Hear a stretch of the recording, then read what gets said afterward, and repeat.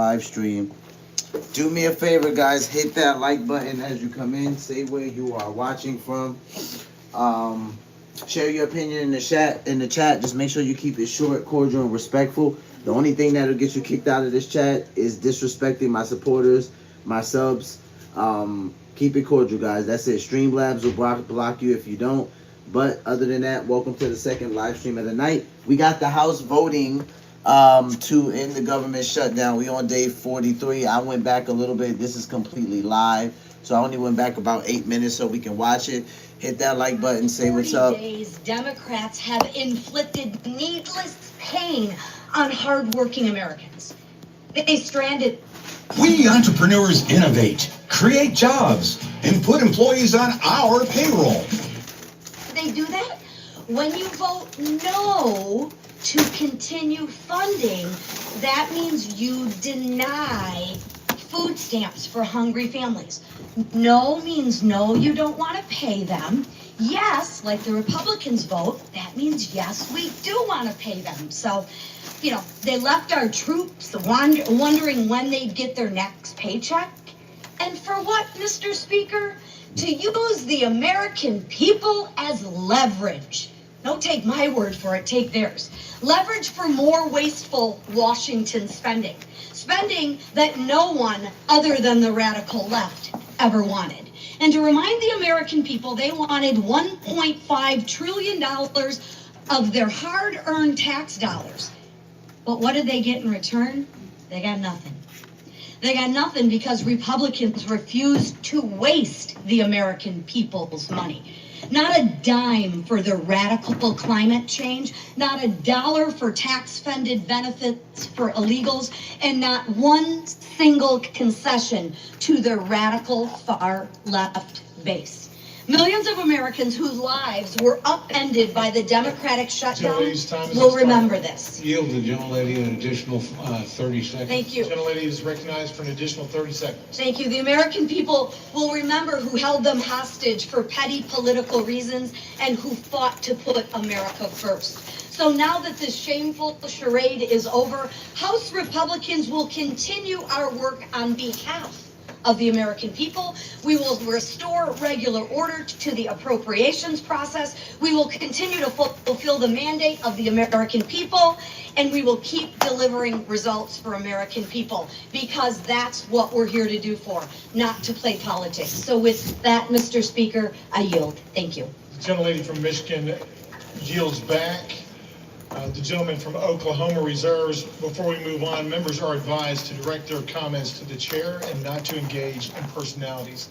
The gentlelady from Connecticut is recognized. Thank you, Mr. Speaker. I have the greatest honor, really, to yield time, 2 minutes time, to the gentlewoman from California, the distinguished Speaker Emerita, Ms. Pelosi, and I might add, probably the epitome of the best speaker that this nation has ever had, in addition to which millions of Americans have health care coverage through the Affordable Care Act because of Speaker Pelosi, and she's also Italian-American. Thank you. I yield.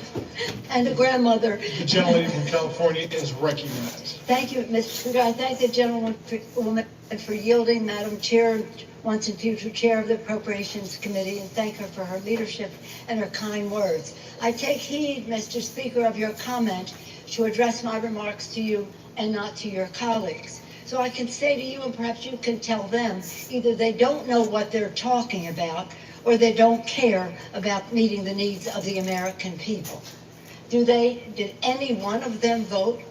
Did any one of them vote to eliminate a need for a pre-existing condition in health care? Not one of them. Did any one of them vote to say if your children get to be 26, until they're 26 years old, they have access to your policy? Not one of them. Did any of them vote to bring a woman as being a pre-existing medical condition? Not one of them. The list goes on and on. Do any one of them vote for the Affordable Care Act, which, Mr. Speaker, you can tell them, was paid for? And then later, when we decided that we could extend the tax credits further so more people could have more access to care, did anyone vote for that? No. So all they have done is try to eliminate access to health care in our country. The public is catching on to them. You might tell them if a woman is born with a child that has a heart condition, she's out of luck with what they are proposing. If a father gets a stroke, forget about it. If you have a sibling with a disability, they don't care. And if your wife has breast cancer, you got big bills to pay because they want to take away health care, whether it's Medicaid to tens of millions of people. $500 billion for Medicare for seniors and people with disabilities. Millions of dollars added to the cost for families for access to the Affordable Care Act. The list goes on and on. Either they don't know or they don't care. I'll say one more thing as a grandmother and mother. How about the President of the United States on Halloween night having a Halloween party? And saying to the Supreme Court, please don't make me feed the children or the poor people in our country. Going to the Supreme Court for that needs cruelty is not even comes close to the word that is needed for that kind of behavior. The worst president for children America has ever seen. I yield back. The gentlelady from California yields back. The gentlelady from Connecticut reserves. The gentleman from Oklahoma is recognized. Thank you, Mr. Speaker. Mr. Speaker, I yield 2 minutes to my very good friend, distinguished gentleman from West Virginia and member of the Legislative Branch Subcommittee and the Committee of Appropriations, Mr. Moore. The gentleman from West Virginia is recognized for 2 minutes. Thank you, Mr. Speaker. I rise today to support the Senate amendment to H.R. 5371, which includes full funding for the legislative branch. I'm honored to serve as the vice chairman of the Legislative Branch Subcommittee, and I'm grateful to Chairman Valadeo for his leadership on that committee. It has been a long road to bring this bill to the floor, a road that was made significantly longer by a totally unnecessary Schumer shutdown that we've been living in. The bill before us not only reopens the entire government, but ensures that the House and its supporting agencies remain working for the American people. The bill invests in safety and security. It increases funding for the Capitol Police, provides support for security programs through the House Sergeant at Arms, and is tough on foreign adversaries, including language I wrote, preventing the purchase of technology tied to the Chinese Communist Party. I want to thank Chairman Cole for his leadership and Ranking Member Espaillat and our subcommittee members and their staff and our staff and their work. And I urge my colleagues to vote yes. I yield back. The gentleman from West Virginia yields back. The gentleman from Oklahoma reserves. The gentlelady from Connecticut is recognized. Mr. Speaker, I yield 1 minute to the gentlewoman from Ohio, the distinguished ranking member of the Energy and Water Subcommittee, Ms. Catherine. The gentlelady from Ohio is recognized for 1 minute. I thank the ranking member for yielding, Congresswoman DeLauro.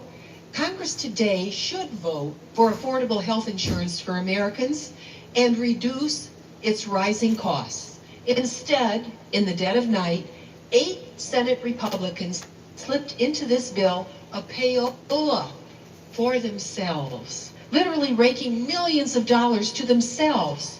This payola is called corruption. Corruption. Millions of taxpayer dollars now are slated for Senators Graham, Haggerty, Hawley, Sullivan, Tuberville, Johnson, Loomis, and Blackburn. Each is teed up to personally rake in a minimum of $500,000 up to $1.5 million. Meanwhile, the American people need more affordable health insurance, but these senators with their House allies are lining their own pockets. I say no more tax breaks to the billionaires and no payoffs to U.S. senators. This is what happens when power serves itself instead of the people. This isn't leadership, it's corruption disguised as legislation. Will the gentleman yield me 10 seconds? The gentleman's time has expired. Let's cleanse America of disgusting corruption. Power corrupts, absolute power corrupts, absolutely. The gentleman from Connecticut reserves. The gentleman from Oklahoma is recognized. Thank you very much, Mr. Speaker. Mr. Speaker, I yield 2 minutes to my very good friend, distinguished member from Washington and distinguished member of the Appropriations Committee, Mr. Newhouse. The gentleman is recognized. Thank you, Mr. Cole, for yielding the time. Mr. Speaker, over 40 days after the Senate Democrats shut down the federal government, we are finally reopening. The result of the shutdown has been thousands of employee furloughs, major disruptions to our air travel, service members going without pay, delayed food assistance for low-income individuals and families, and much, much more. Mr. Speaker, as a member of the House Appropriations Committee, the responsibility of funding the federal government is one that I take very seriously, especially in light of our nation's debt surpassing $38 trillion. The performative tactics that we have watched over the last 7 weeks have truly been a disservice to Americans. And my friends across the aisle should never have put leverage or politics over those people that they represent. But the most important thing right now is that we get back to work, making sure the federal government can provide the essential services that people depend on, and that Congress can continue working to pass full-year funding legislation providing responsible federal spending and fund those essential services. Mr. Speaker, we are making significant progress with the inclusion of these 3 appropriation bills, but our work is far from over. I encourage all my colleagues on both sides of the aisle to support this deal, vote to end this unnecessary shutdown, and help us get back to the business of hardworking Americans across this country. Thank you, and I yield back. Gentleman yields. The gentleman from Oklahoma reserves. The gentlewoman from Connecticut is recognized.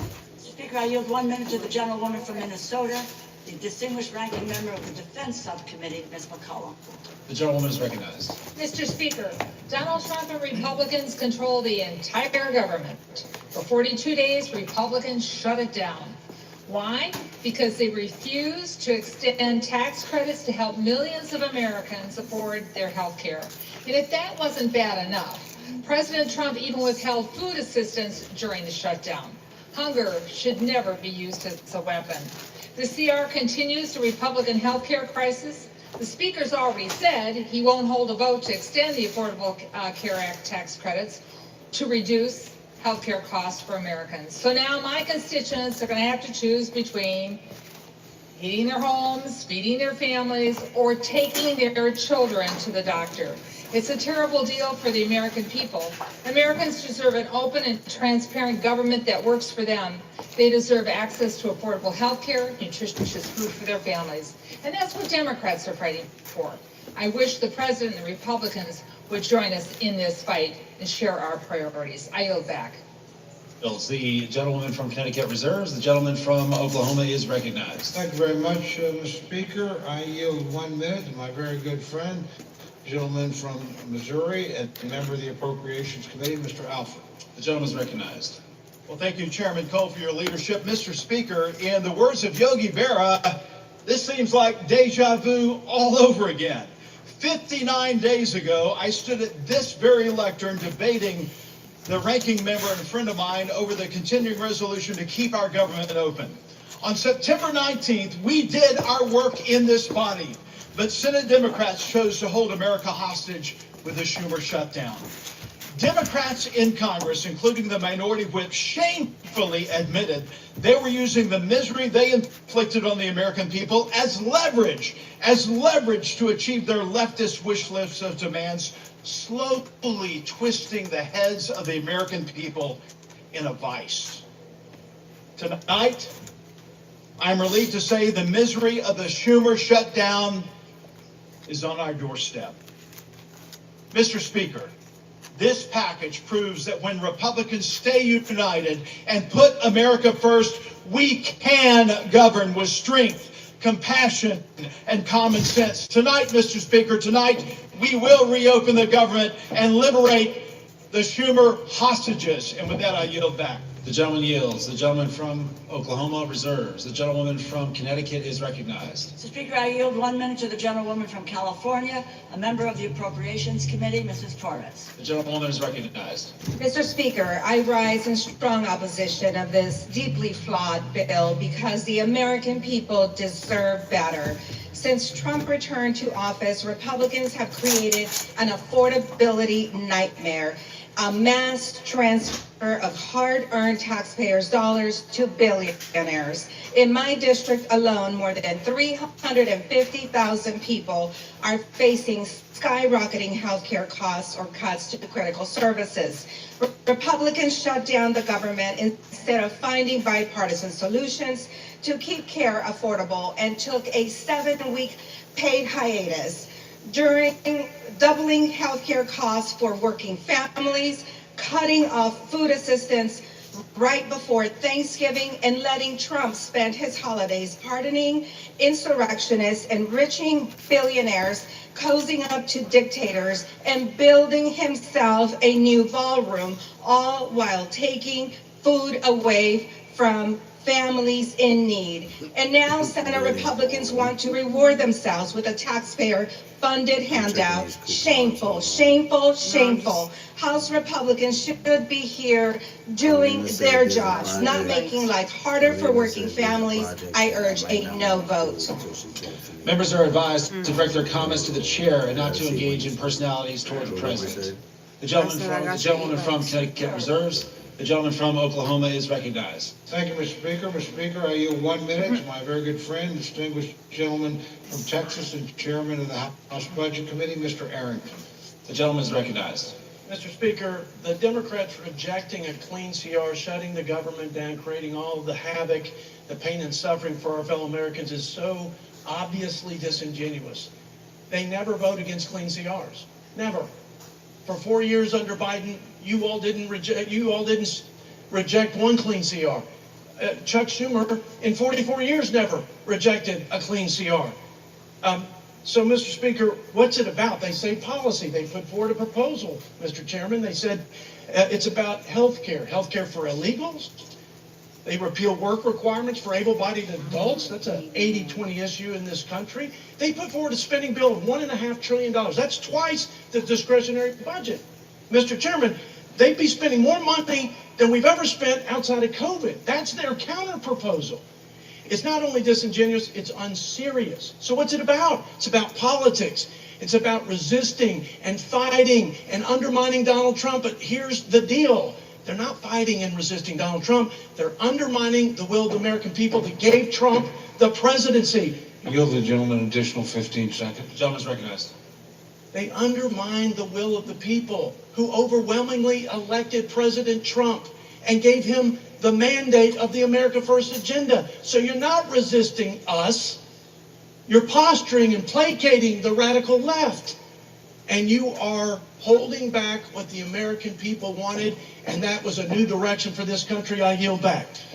Members are reminded to please direct their comments only to the chair. The gentleman from Oklahoma reserves. The gentlewoman from Connecticut is recognized. Mr. Speaker, I yield 1 minute to the gentleman from New Jersey, the distinguished ranking member of the Energy and Commerce Committee, Mr. Pallone. The gentleman is recognized. Thank you, Mr. Speaker. I want my colleagues to understand that when the Affordable Care Act was adopted, it was adopted for middle-class people who could not afford health insurance.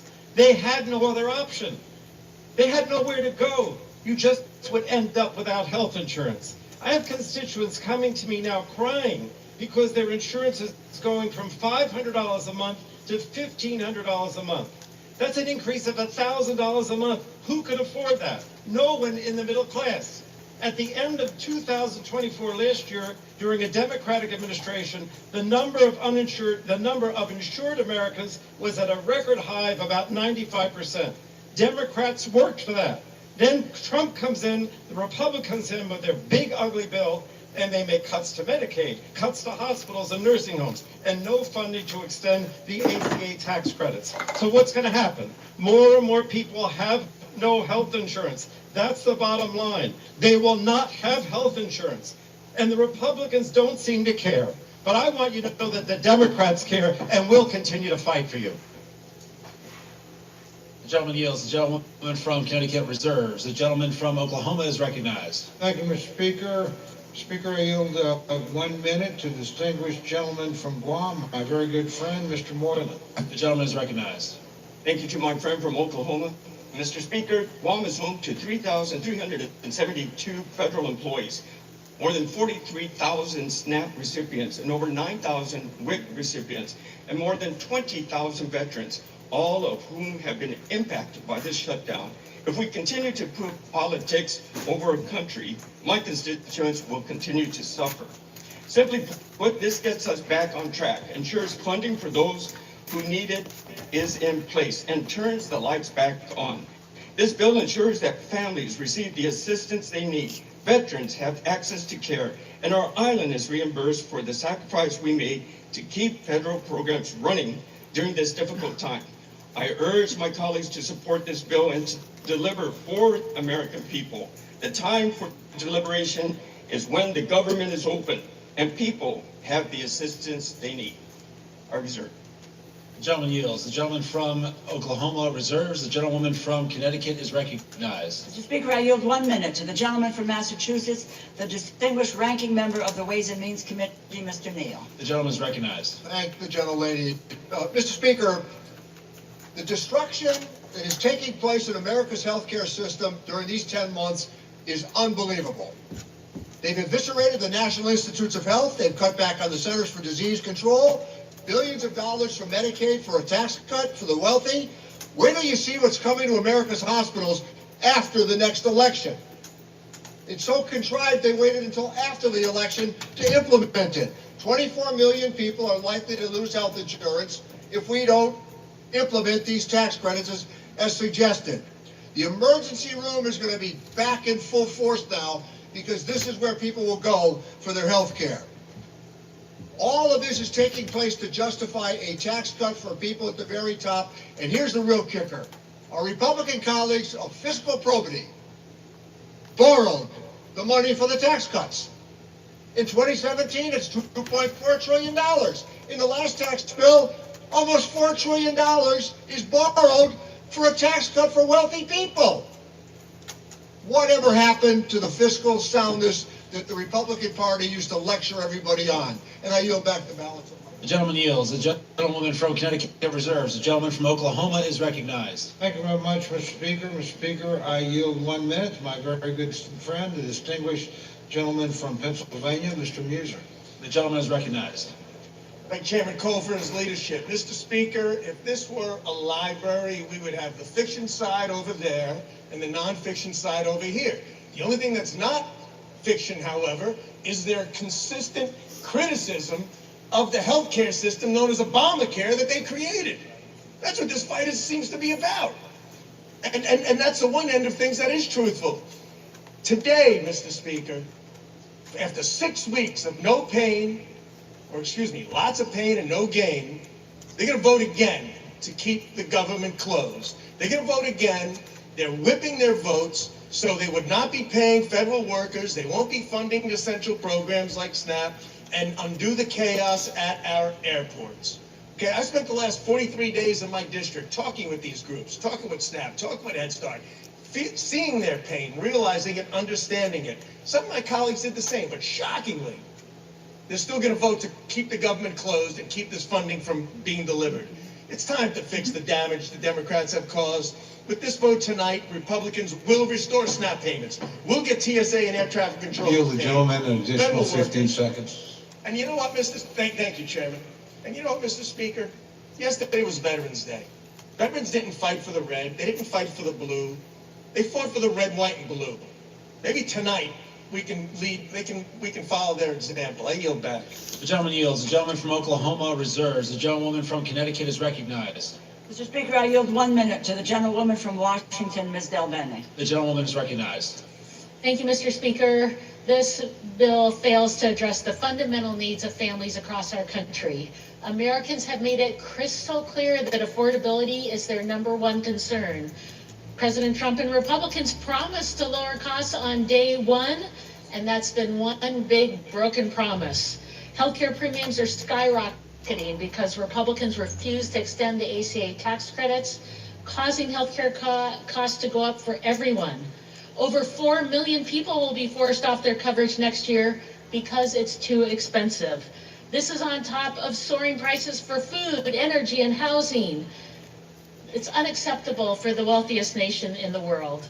Republicans who say they support affordable health care should be standing up for their constituents rather than following in line behind President Trump. I'm going to keep fighting for affordable health care and lower costs. The American people deserve better. I yield back. Gentlewoman yields. The gentlewoman from Connecticut reserves. The gentleman from Oklahoma is recognized. Thank you very much, Mr. Speaker. Mr. Speaker, I yield 90 seconds to my very good friend, the distinguished gentleman from Texas, Mr. Gooden. The gentleman is recognized. Thank you, Mr. Speaker. Throughout this sham and shame of a shutdown, we've heard so many lies from the Democrats. And over the last 45 days, and especially the last 45 minutes, I've heard them say this is an evil bill. Republicans don't care about the... Luck is just when preparation meets opportunity. Did you guys teach all Republicans are to blame for the fentanyl crisis. Republicans shouldn't take photos with veterans. January 6th, of course they mentioned that. Republicans are corrupt, and they've said that Republicans are starving kids. What they haven't said is the one thing that this bill does, which is open up the government. Not one Democrat is getting up here saying this bill opens the government. So let me remind them and my colleagues and the American people, this bill opens the government tonight. And the American people have Republicans to thank for ending this shutdown and opening the government. I urge a yes vote. I am proud to vote yes. And I am so disappointed in my Democratic colleagues because for the life of me, throughout my time in the House, I've heard them talk about how wonderful it is to keep the government open and that a shutdown is so bad and can never happen. And tonight that they won't even admit that this bill opens the government and this is what we need for this country tonight. So I urge a yes vote and I yield back. The gentleman yields. The gentleman from Oklahoma reserves. The gentlewoman from Connecticut is recognized. Mr. Speaker, I yield 1 minute to the gentlewoman from California, Ms. Barragan. The gentlewoman is recognized.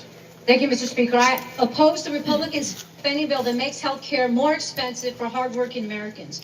While Republicans were on their 7-week-plus vacation, all our constituents were receiving notices of premium increases. A constituent of mine, a lifelong educator, has been told that her premiums will jump from $383 to nearly $1,000.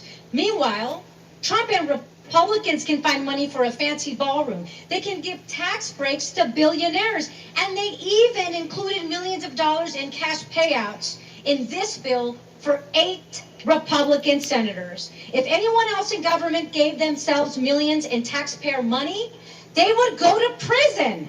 But for Americans trying to afford health care, not $1 in tax credits. House Democrats are united against this corrupt bill and will keep fighting to protect America's health care. I urge my colleagues to reject this bill. I yield back. The gentlewoman yields. The gentlewoman from Connecticut reserves. The gentleman from Oklahoma is recognized. Thank you very much, Mr. Speaker. I yield myself such time as I may consume.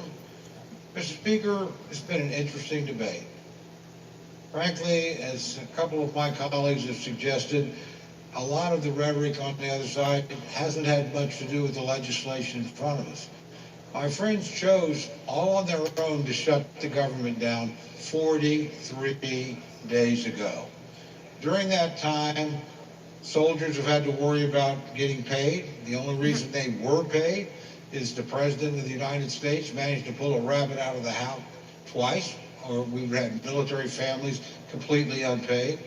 We have our air traffic controllers. Most of us flew here today or yesterday or in recent days. They're keeping the skies as safe as they can, but they haven't gotten paid. We're in this Capitol building. We're under the protection of the Capitol Police. They do a splendid job. They keep doing their job. They haven't been paid. We have people that are in desperate need of some of the services that this government has promised to give them. SNAP and WIC, that's at risk unless we can pass this legislation tonight. So we can have all these debates about all these other issues. As a matter of fact, my friend the Speaker, his counterpart in the United States Senate, the Majority Leader, and the President said, when you open the government, we'll be happy to talk to you about some of these issues. But you're not going to shut down the government, punish the American people, put people's lives at risk, and think we're going to sit down and negotiate with you under those circumstances. That is not going to happen. We told you 43 days ago, from bitter experience, government shutdowns don't work. They never achieve the objective that you announced. And guess what? You haven't achieved that objective yet, and you're not going to. We did the same thing twice, so I'm not saying that we've got clean hands over here. You guys did it on DACA, didn't work here, not going to work here. Only people that have suffered have been the American people, the people that we're all here to serve. So let's keep the focus on getting the government back open. I would also add, and I appreciate this very much, there's been robust discussions back and forth, and we have 3 appropriations bills attached to this. They're appropriations bills that do important things. The Ag bill will make sure that people that rely on WIC and SNAP don't have to worry about another government shutdown between now and September 30th of next year. The Ledge Branch bill will make sure that the Capitol Police and everybody else at staff that allow this chamber to function don't have to worry about not getting paid until September 30th of next year. And obviously, military construction and, more importantly, veterans rely on benefits commitments we have made. Passage of this bill makes sure that those commitments will be fulfilled between now and September 30th next year. And we buy the time to sit down and rationally and responsibly negotiate other appropriations bills that we can bring, I hope, at a bipartisan basis to this floor to keep the government open. So I would just ask my friends to reflect on that. I hope some of you feel the weight of that decision. I know you do. And I hope you can vote to keep the government open. There's no excuse to shut it down. The United States Senate operated to keep it open in a bipartisan fashion. Now, it took them a long time to do it, but they got there. Let's not follow that example. Let's follow when they finally got the job done, they said it's a product. It's not a perfect product. It's got some things in it I don't like. But frankly, if we kept the government open, we'd have never been in this situation in the first place. So I would just ask my friends to remember their constituents. I know they think about them. I know they're serious about the points they make. Reopen the government, raise your issues. Let's see if we can come to negotiated settlement. But let's not punish the American people. A no vote on this, again, means soldiers and military families don't get paid. A no vote means that people in need of SNAP and WIC might not get it. A no vote means the people that allow us to come here and debate and work won't get paid either. I can go down the list of course. It's pretty simple. This is a vote about 2 things.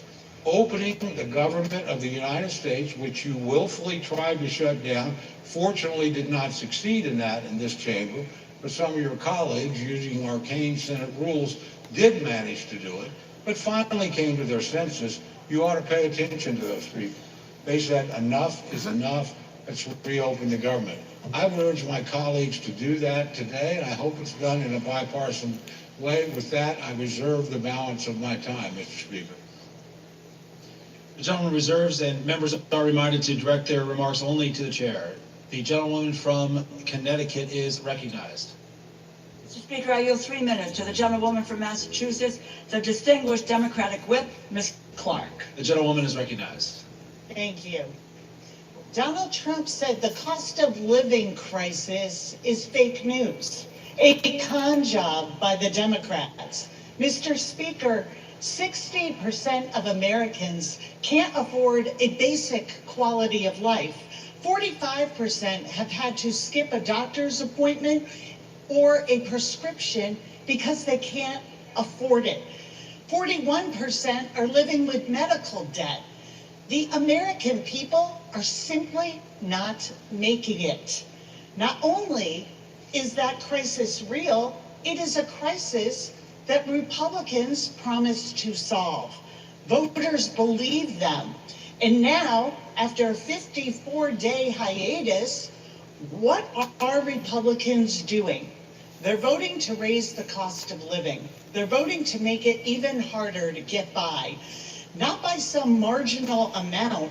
They are doubling, tripling, and quadrupling monthly premiums. And what's the defense? They are looking people in the eye and flat out gaslighting them. Costs aren't up, costs are down. Trump says, I don't want to hear about the affordability. Well, get used to hearing about it. You're going to hear about it a lot because people are feeling it every single day. People can't make rent. They can't afford their prescriptions. They can't afford to take their kid to a doctor. They can't find childcare, and when they find it, they can't afford that either. Grocery and utility bills are spiking.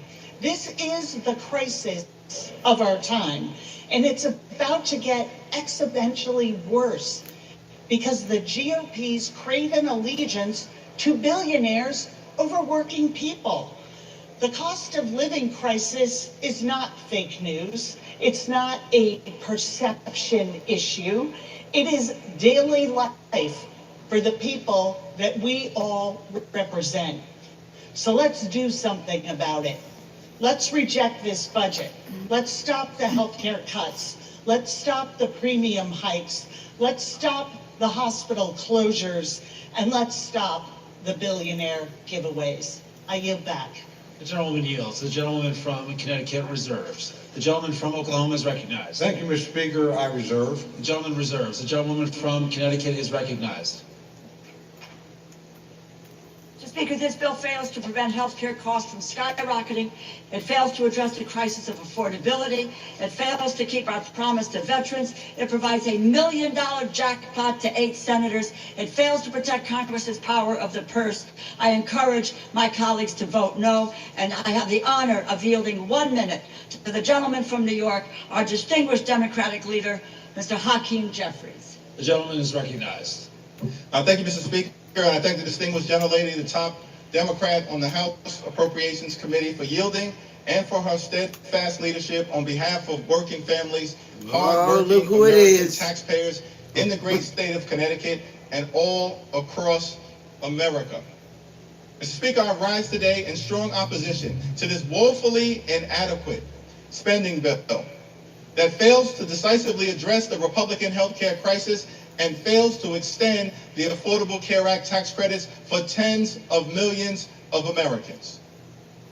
Mr. Speaker, before I say anything further, let me say to our men and women in uniform, to our active duty troops, to our hardworking federal employees, to our civil servants, to our TSA agents, to our Capitol Police, to our staff here in the House of Representatives, to our air traffic controllers, thank you for your service.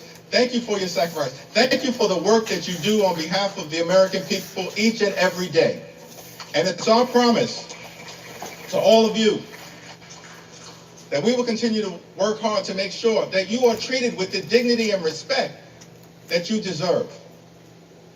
In a year in which the Trump administration has gone after hardworking federal employees relentlessly, including firing more than 200,000 federal employees prior to the start of the Trump Republican shutdown. Republicans control the House, the Senate, and the presidency. Donald Trump and Republicans made the decision to shut the government down, the longest shutdown in American history. Would rather do that than provide health care that's affordable to working class Americans, middle class Americans, and hardworking American taxpayers. All across the country, I'm certain that there are people in America asking the question, where do we go from here? House Democrats have a simple answer. We will continue to fight to lower the high cost of living. House Democrats will continue to fight to address the health care crisis that Republicans have created. And House Democrats will continue to fight to extend the Affordable Care Act tax credits for tens of millions of Americans. This fight is not over. We're just getting started. We'll fight today. We'll fight tomorrow. We'll fight this week. We'll fight next week. We'll fight this month. We'll fight next month. We'll fight until we win this battle for the American people. That's our commitment as House Democrats. And there's only two ways that this fight will end. Only two ways, Mr. Speaker, that this fight will end.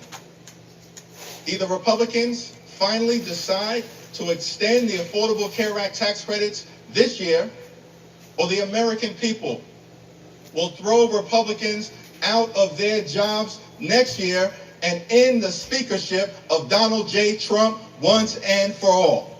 That's how this fight ends. Mr. Speaker, during this painful Trump-Republican shutdown, what we've seen is two different philosophies in terms of how to govern for the American people. The Democratic Party philosophy is clear. We are ready, willing, and able to find bipartisan common ground anytime, any place, to enact spending agreements that actually make life better for the American people. But in order to do that, we need to have partners on the other side of the aisle who are actually willing to find a bipartisan path forward. Well, what we've seen from Republicans from the very beginning of this presidency is a my way or the highway approach. That's been the Republican philosophy. Jam your extremism down the throats of the American people. That's what we've seen from day one of this presidency. That's the reason why the government has been shut down by Republicans and Donald Trump for the longest period of time in American history. What have we seen from Donald Trump and Republicans during this shutdown? A consistent unwillingness to actually find common ground in order to make life better for the American people. Donald Trump, during the shutdown, found the time to play golf week after week after week. Donald Trump found the time to pardon serial fraudsters like George Santos and Rudolph Giuliani. Donald Trump found the time to meet with the Chinese Communist Party. Donald Trump found the time to destroy the East Wing of the White House. Donald Trump found the time to extort $230 million from the Department of Justice so he could line his pockets. Donald Trump found the time to bail out Argentina with $40 billion. Donald Trump found the time to rip away SNAP benefits from 42 million Americans. Mr. Speaker, these extremists are not like us. They're not like us. They have zero interest in fighting hard to make life better for the American people. Their philosophy, my way or the highway, our response, get lost. We're going to continue to fight hard on behalf of the American people. In the midst of a healthcare crisis and a cost of living crisis that is very real, despite what Donald Trump, the leader of the Republican Party, has to say. He claims there is no affordability crisis in the United States of America. But why would anyone believe anything that Donald Trump or Republicans have to say on this issue? Because throughout 2024, before the election, Republicans in the House and in the Senate and Donald Trump on the campaign trail spent all of their time saying that costs were going to go down on day one. But costs haven't gone down. Republicans haven't done a damn thing to lower the high cost of living. Costs haven't gone down in this country. Costs have gone up. Inflation is on the way up. Housing costs out of control. Grocery costs out of control. Electricity bills out of control. Healthcare costs skyrocketing out of control.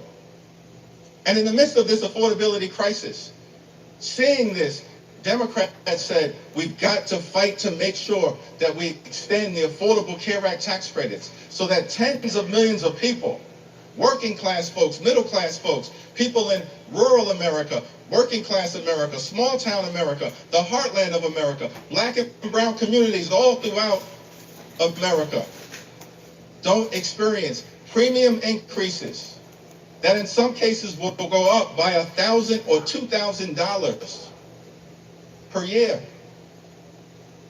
In many cases, month after month after month, $1,000 or $2,000 per month, tens of thousands of dollars per year. Unacceptable in this country, the wealthiest country in the history of the world. And this is in the midst of a Republican healthcare crisis. Republicans enacted the largest cut to Medicaid in American history, ripped health insurance away from 14 million Americans. As a result of Republican policies, hospitals, nursing homes, and community-based health centers are closing all across America, including in rural parts of this great country of ours. And now, because of Republican refusal to extend the Affordable Care Act tax credits, tens of millions of Americans are at risk of being unable to afford to go see a doctor when they need one. In this country, the wealthiest country in the history of the world, it can't be the case that health care is simply a privilege for the wealthy, the well-off, and the well-connected. Mr. Speaker, that's the Republican perspective. We believe as Democrats that health care has to be a right, and a right that's affordable and available to every single American in the United States. That's what this fight is all about. And that's what the fight will continue to be about as we move forward. Many of my Republican colleagues have suggested that they want to deal with the health care affordability issue, that they want to address the Republican health care crisis that's devastating people all across this country. Well, we have an opportunity for you to do so. There's a discharge petition connected to legislation that House Democrats have introduced to extend the Affordable Care Act tax credits for 3 years, because we believe that working class Americans, middle class Americans, and everyday Americans deserve the same level of certainty that Republicans always provide to the wealthy, the well-off, and their well-connected donors. Working class Americans deserve that level of certainty. So join us in extending the Affordable Care Act tax credits. It's not too late. We're in the midst of open enrollment, but the tax credits expire on December 31st. And we will stay on this issue until we get this issue resolved for everyday Americans. Mr. Speaker, as I close, I've had the opportunity, as many of us do, to serve in the United States Congress with legendary figures, too numerous to mention. Legendary members, of course, Speaker Emerita Nancy Pelosi, Steny Hoyer, the great Jim Clyburn, Maxine Waters, Elijah Cummings, Charlie Rangel, our own Marcy Kaptur, the longest serving woman in the history of the United States House of Representatives. We've all had the opportunity to serve with legendary members, John Dingell, too numerous to mention. But one can't call that roll without calling the name of the great John Lewis. I had the distinct honor of serving with John Lewis for several terms. Many of us here in the House of Representatives did. I'll never forget, on my first day in the Congress, I had the opportunity to meet John Lewis for the first time in person. And he called me over to see him on the House floor, and he just asked me a simple question. He said, "Are you the new guy?" And I said, "Yes, sir, Mr. Lewis, I am." And he said, "Well, we're colleagues now. You don't have to call me Mr. Lewis. You can call me John." I said, "Yes, sir, Mr. Lewis, I understand." And then he said to me, "You're from Brooklyn, right?" Now, Mr. Speaker, I got to be honest, I was tempted to say, Brooklyn is always in the house. But instead, since my mother raised me with some sense, Lenita Jeffries, I said, "Yes, sir, I'm from Brooklyn." And then he said something to me that I've never forgotten. He said, "Well, I hear some positive things about you from your predecessor, but Washington, D.C., young man, can be a rough place. So I don't want you to get into any trouble unless it's good trouble." And I just wanted to stop by on the House floor to make sure it was clear to the American people that the spirit of John Lewis lives amongst House. These pizzas are built different, literally. Mix and match medium specialty pizzas for $9.99 each. Shopping for tires used to really grind my gears. So many tires, and the thought of choosing American all across this country from this day and for every day moving forward. And it was John Lewis who said to us that ours is not the struggle of one day, 1 week, or 1 year. Ours is the struggle of a lifetime, and maybe even many lifetimes. And each one of us in every generation must do our part. Mr. Lewis, we love you. We were blessed by our opportunity to serve with you, and House Democrats are here to do our part. We're in this fight until we win this fight for the American people. I yield back.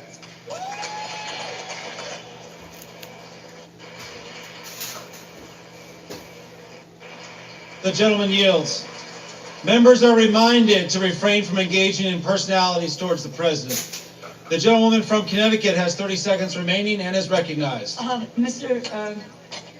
yield back the balance of my time. The gentleman from Connecticut yields. The gentleman from Oklahoma is recognized. Thank you very much, Mr. Speaker. It's my distinct pleasure to yield the balance of our time to the distinguished Speaker of the House, my very good friend and a person I admire greatly.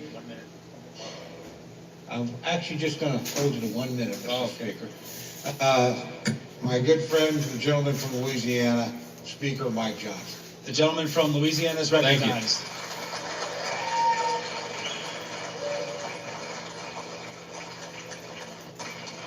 I want to thank my friend Chairman Cole's done an extraordinary job in this process. And Mr. Speaker, we all know why we're here. House Democrats voted to shut the government down. It was 54 days ago when we had that vote, September 19th. And since that time, Senate Democrats have voted 14 times to close the government. Republicans voted a collective 15 times to open the government for the people, and the Democrats voted that many times to close it. And then they admitted, many of them, and we can name them here, but I'm not going to take the time, they admitted that they were using the American people as leverage in this political game. They knew that it would cause pain, and they did it anyway. The whole exercise was pointless. It was wrong, and it was cruel. In mere moments, I want you to watch the board. They're going to do it again. I'm going to guess for you that most of our Democrat colleagues are going to vote again to close the government, again to take food out of the mouths of families that need it, again to deny pay to federal employees, again to stall flights and cancel airlines and do all the rest that they've done. But we are not going to let them succeed in that gambit. That's right. While the Democrats keep voting to shut the government down, Republicans are going to vote to open it back up. And with that, we're going to get the American government running again and working for the people as they deserve. I'm going to close with this. You know, as Speaker, you have the ability to talk as long as you want, but I'm not going to do that tonight. We're not going to waste any more time of the people.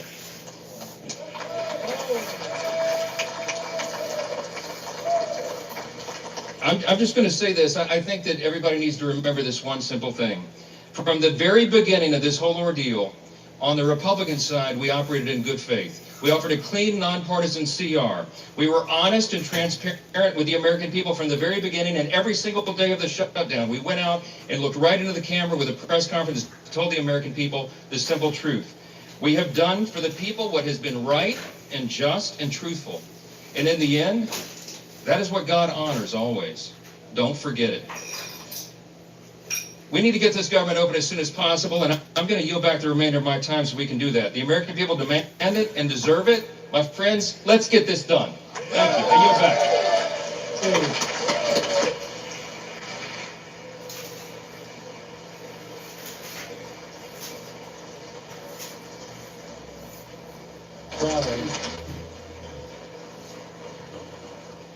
The gentleman yields. The gentleman from Oklahoma has 3 minutes remaining and is recognized. I yield back the balance of my time. The gentleman yields. All time for debate has expired. Pursuant to House Resolution 873, the previous question is ordered. The question is on the motion by the gentleman from Oklahoma, Mr. Cole. All those in favor say aye. All those opposed say no. In the opinion of the chairs, the ayes have it. For what purpose does the gentleman from Connecticut stand? Mr. Speaker, I request the yeas and nays. The yeas and nays are requested. Those favoring a vote by the yeas and nays will rise. A sufficient number having risen, the yeas and nays are ordered. Members will record their votes by electronic device. This is a 15-minute vote.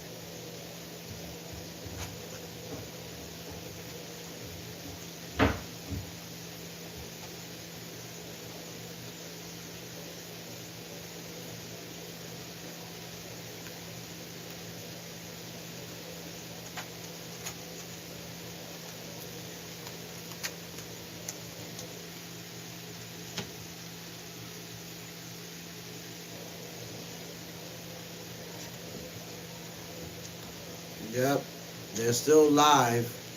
So I see 170 yay, 169 nay. Let me see if I go forward a little more.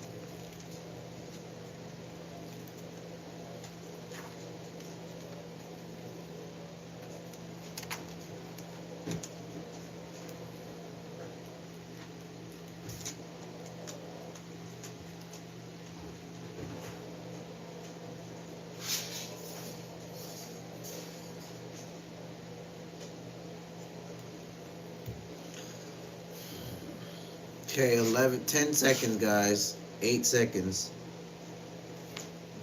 So they're getting ready to come back.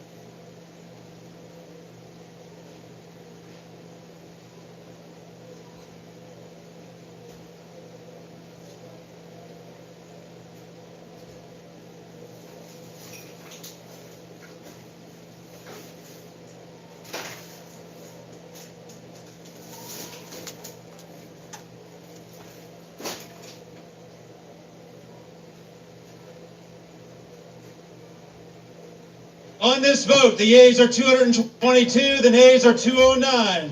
The bill is passed. The motion is adopted.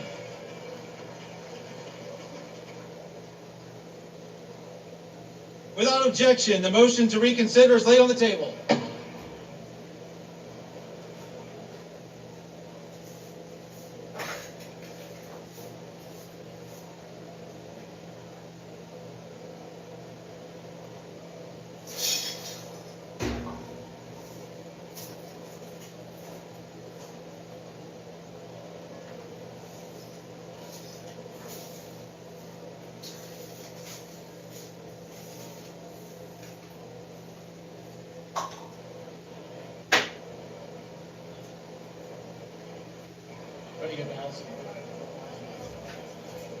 The chair lays before the House a communication. The Honorable the Speaker, House of Representatives, sir. I respectfully request to be relieved from assignments to the House Armed Services Committee and the House Select Committee on Competition between the United States and the Chinese Communist Party, effective immediately. It has been an honor and privilege to serve on these committees on behalf of my constituents and the American people. Signed sincerely, Mikey Sherrill, Member of Congress. Without objection, the resignation is accepted.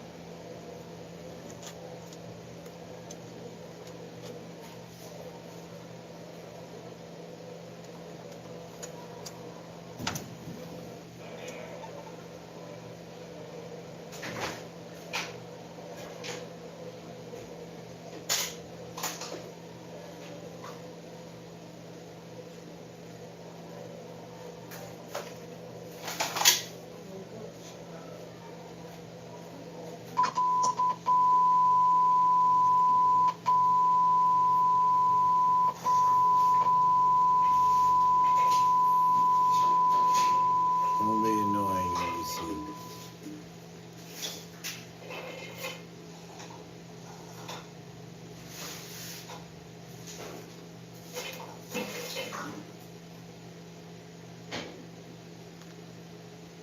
Ounces is here. Gold prices are at the top. The clerk will report the resolution. House Resolution 874, resolved that the House has heard with profound sorrow of the death of the Honorable Richard B. Cheney, a former Vice President of the United States of America. Resolved that the clerk communicate these resolutions to the Senate and transmit a copy thereof to the family of the deceased. Resolved that when the House adjourns today, it adjourn as a further mark of respect to the memory of the deceased. Without objection, the resolution is agreed to and the motion to reconsider is laid on the table.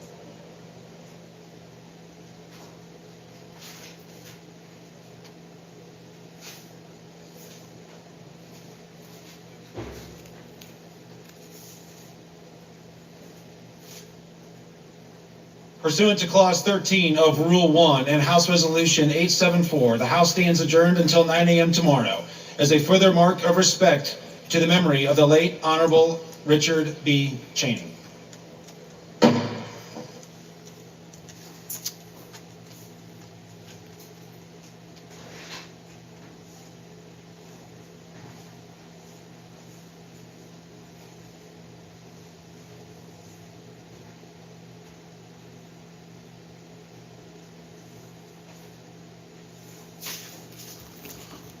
All right, guys, we're gonna go over now because we're gonna take a look at something that Hakeem Jeffries was talking about.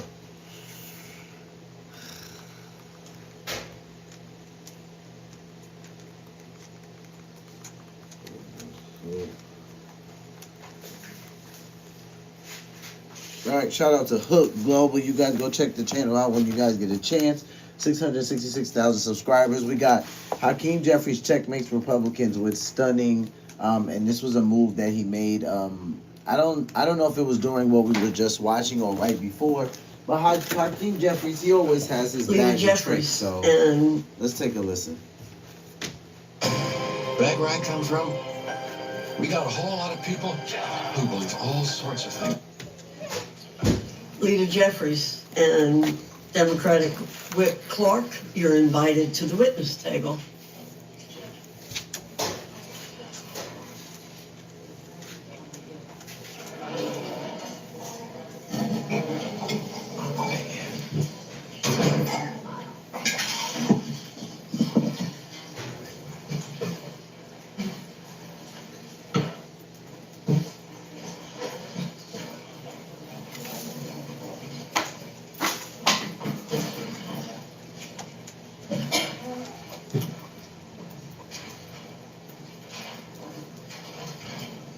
Leader Jeffries, you're recognized for 5 minutes. Thank you, Madam Chair. Thank you to our ranking member, Jim McGovern, for the opportunity to testify before the Rules Committee on behalf of an amendment that Whip Catherine Clark and I are introducing that would extend the Affordable Care Act tax credits for 3 years.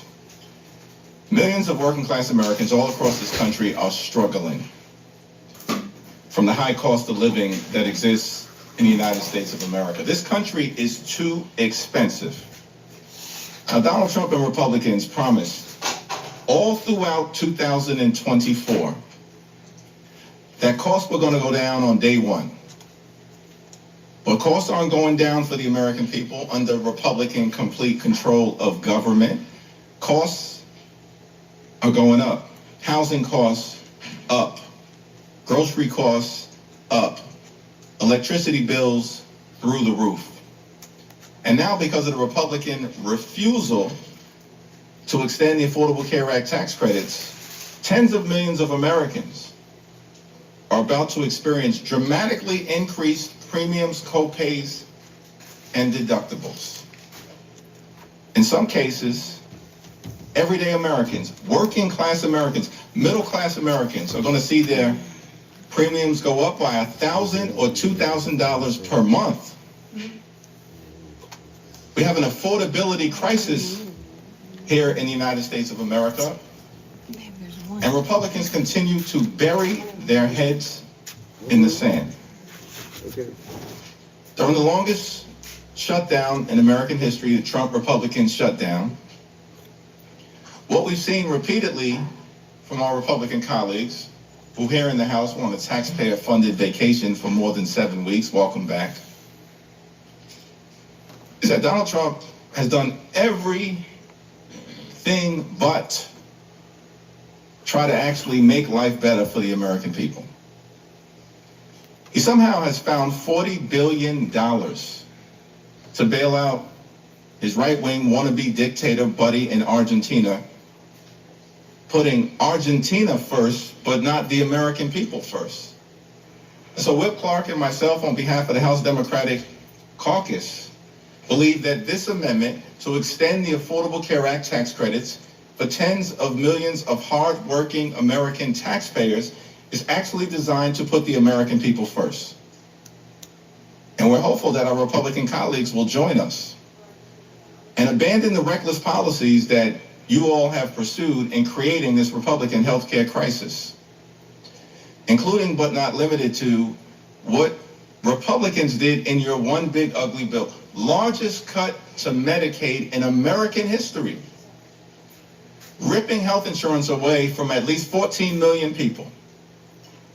Hospitals, nursing homes, and community-based health clinics all across the country, including in rural America, are closing because of Republican policies. And now, because of the refusal to extend the Affordable Care Act tax credits, tens of millions of people are going to suffer, will be unable to see a doctor when they need one in every single community in this country. And so we respectfully urge all of our colleagues to support this amendment to extend the Affordable Care Act tax credits and support the American people. Thank you, Madam Chair. Thank you, Mr. Jeffries. Ms. Clark, you're recognized. Thank you, Madam Chair, Ranking Member McGovern, members of the committee. Thank you for having us. I am proud to co-sponsor Leader Jeffries' amendment and to be here in support of this urgent lifeline for the American people. To my Republican colleagues, welcome back.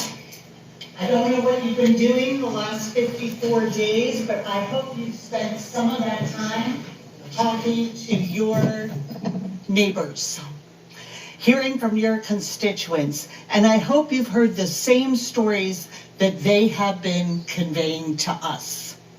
I hope you realize just how anxious they are, how desperate they are as they scramble to figure out how they are going to afford health care under this Republican budget. And I hope you got a chance to hear from the people who traveled to the United States Capitol trying to secure meetings with their Republican members of Congress. Americans like the farmer I met, Ann, from Minnesota. She's a soybean farmer, already suffering from the market disaster caused by Republican tariffs. Then she found out her local hospital was closing because of the Medicaid cuts in your budget. And now you're going after her ACA coverage. And by the way, 1 in 4 out of our farmers get their health care coverage through the ACA. You have sent her premium skyrocketing, and I have heard this same story from small business owners, from gig workers, from parents, from people who live in your states. So what are we doing here today?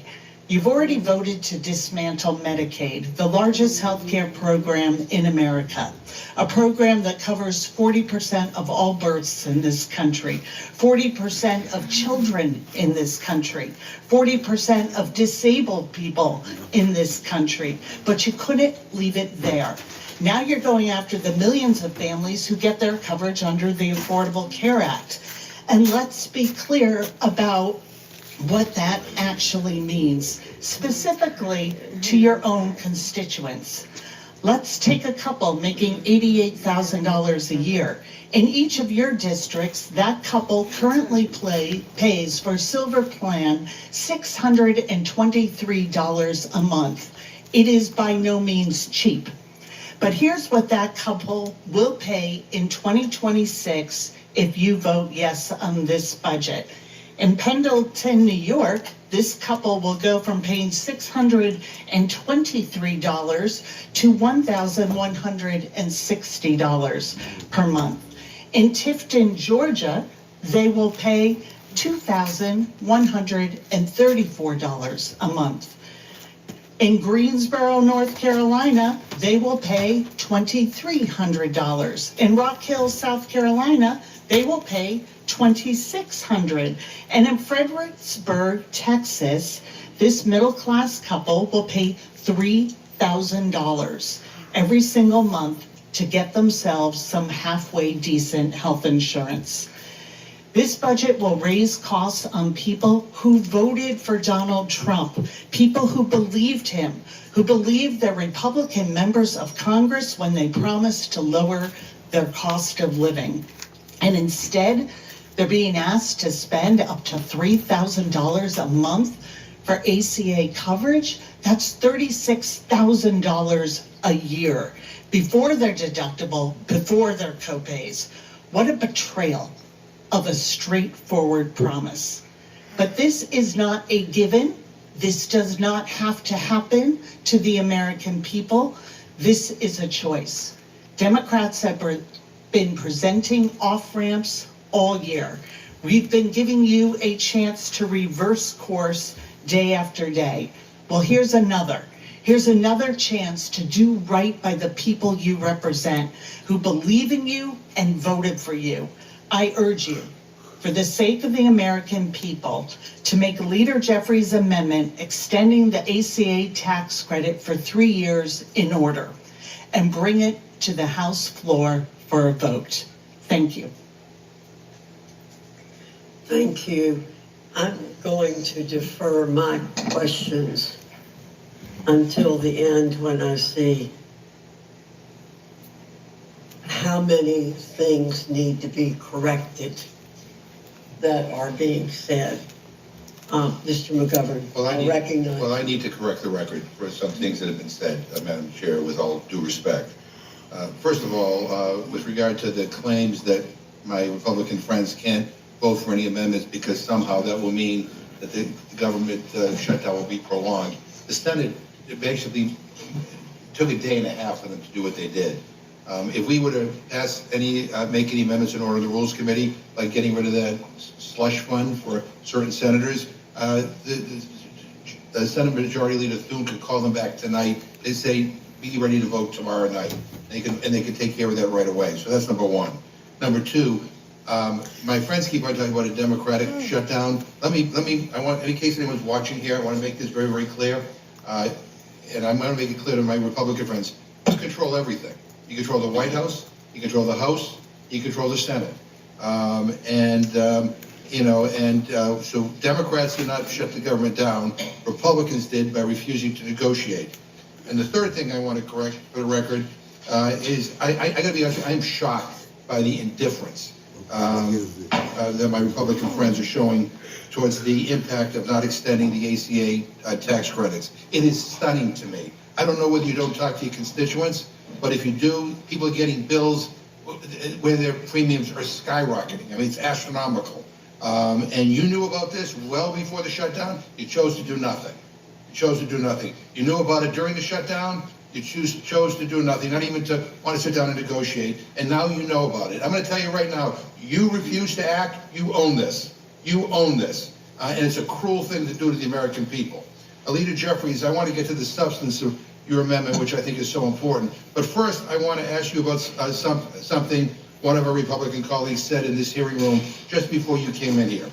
Earlier, I asked Chairman Cole a simple question. I said, do you think the House should have been here these last 8 weeks trying to pass appropriation bills? Because as you know, as appropriations chair, he still has not passed 9 out of 12 bills that need to pass by the end of the fiscal year, which was in September, by the way, to keep the government funding. So I pointed that out. And he gave this long, meandering non-answer. And he said something that stood out to me as odd. And it kind of shocked me, to be honest.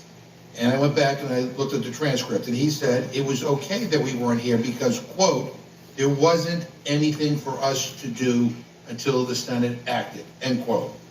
And I got to tell you, I'm shocked by that that Republicans would say there wasn't anything for us to do. And can you talk about what the House should have been doing for the last 8 weeks on affordability, on health care, on grocery prices, on rent, on what looks like a war that might occur in the Caribbean, on the many things that people are looking for us to take action on? What would Democrats have done if we were in charge here? Well, I thank the distinguished gentleman from the Commonwealth of Massachusetts, and it's an incredible question. It was a stunning answer. Given all of the problems that the American people are confronting right now, throughout the country, beginning with the affordability crisis, the cost of living in America is far too high. The American people throughout the country just made that clear last Tuesday across the country that they want to see action. Yet, for 7+ weeks, House Republicans saw fit to be on a taxpayer-funded vacation, missing in action, part of the witness protection program, doing nothing to make life better for the American people. That's extraordinary. And you got to wonder whether this was an order that was given by Donald Trump, who apparently has said that he's got 2 jobs. He's both the president and the Speaker of the House. His words, not mine. Donald Trump apparently doesn't believe that there's an affordability crisis. Said it himself. There is no affordability crisis in the United States of America. That's what Donald Trump, top Republican in this country, says. So I guess it's no small wonder that the Republican chairman of the Appropriations Committee would say that there's nothing to do. Because Republicans apparently don't think that there are problems in this country that should be dealt with, such that the House of Representatives should be in session. But as Democrats, our view is that we've got to lower the high cost of living. We've got to make life more affordable for everyday Americans who are suffering under crushing Republican policies. Costs haven't gone down. That was the day one promise. Costs have gone up. Inflation going in the wrong direction. Far too many people across this country working hard, playing by the rules, but cannot get ahead, are barely getting by, can't thrive, and can barely survive. This is in America, the wealthiest country in the history of the world. And Republicans have been out since September 19th. That's extraordinary.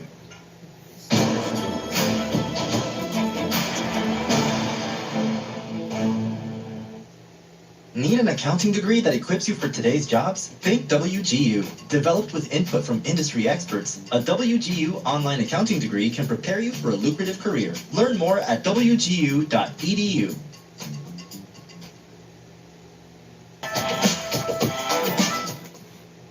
El $6 Popeyes Big Box ha vuelto. 2 piezas de Signature Chicken o 3 tenders, 2 acompañantes y un biscuit. Una oferta seria. Este Día de Acción de Gracias, disfruta con el Cajun Style Turkey de Popeyes. Amo el pollo de Popeyes. Black Friday is the best time to upgrade your sleep at Raymore and Flanagan. Save big on top brands, up to 800. So there's a lot of work that needs to be are barely getting by, can't thrive, and can barely survive. This is in America, the wealthiest country in the history of the world. And Republicans have been out since September 19th. That's extraordinary. So there's a lot of work that needs to be done. Apparently, House Democrats are the only ones committed on a day-to-day, week-to-week, month-to-month basis to do the people's business. And our commitment remains to lower the high cost of living, to fix our broken healthcare system, starting by extending the Affordable Care Act tax credits to prevent tens of millions of people from experiencing unaffordable healthcare premiums skyrocketing through the roof that will either lead to medical bankruptcy or prevent them from being able to go see a doctor when they need one. If I could go back to the issue of health care, just for the record, I mean, has Speaker Johnson promised a vote to extend the ACA tax credits to either of you? It's extraordinary that he hasn't indicated that there will be a vote one way or the other to address the Republican health care crisis. Now, our colleague from the great state of Georgia, Marjorie Taylor Greene, found it laughable that there's a Republican health care plan. She said she couldn't find it. She can't find it because it doesn't exist. Now, we know what the plan has been in the past. In terms of the Affordable Care Act, Republicans have tried to repeal it more than 70 times over the last 15 years. And so we are just trying to get our Republican colleagues to take yes for an answer. We've said repeatedly, let's find a bipartisan path forward. Let's reopen the government. Let's make life better for the American people. But let's address the health care crisis that our Republican colleagues have created, and we can start by extending the Affordable Care Act tax credits. Has he talked to any of you about a pathway forward?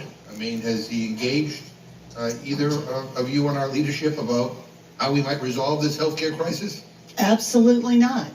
And it is astounding when we have 60% of American families telling us they have a hard time affording the basics for their families. This is about lowering people's costs, whether that's housing, groceries, utility bills, and affording health care. This should be something that Republicans should have come and negotiated with us, but they wouldn't do that. They showed so little regard for the American people. Not only did they make this extreme bargain where they took away their health care, Medicare, Medicaid, the ACA tax subsidies, medical research, all to pay for permanent tax cuts for the very wealthiest Americans. They couldn't even, while they were home, not doing their jobs, swear in a duly elected member of Congress, because they would rather not do that than actually have to talk about the fact that they are shielding those in the Epstein files. The outrages and the disdain and arrogance that they look at the American people with is truly hard to take in. I mean, I took the train down here today, and I got an earful from a lot of people on the train. And they're quite frankly puzzled at like the priorities of Washington right now. They don't understand, why billionaires and millionaires get tax cuts and the ACA tax credits can't be extended so that working families can afford their health care. They don't understand Donald Trump's obsession with redoing his bathroom in marble and gold and, building a Marie Antoinette, ballroom and demolishing the East Wing while they're struggling to afford groceries. I mean, bottom line is the president won't even acknowledge that food prices are going up. When's the last time he's ever been in a grocery store?